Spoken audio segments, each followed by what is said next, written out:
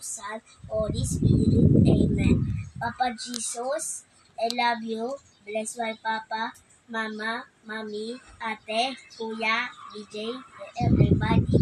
Keep us always safe and sound. Good morning, Papa Jesus. Good morning, Mama Mary. I love you, Daddy. Please guide and guard us always. I love you, Daddy. Let us pray for Daddy.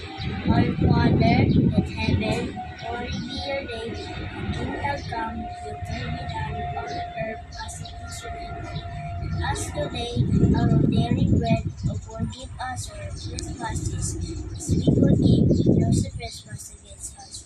And lead us not into temptation, and deliver us from evil. Amen.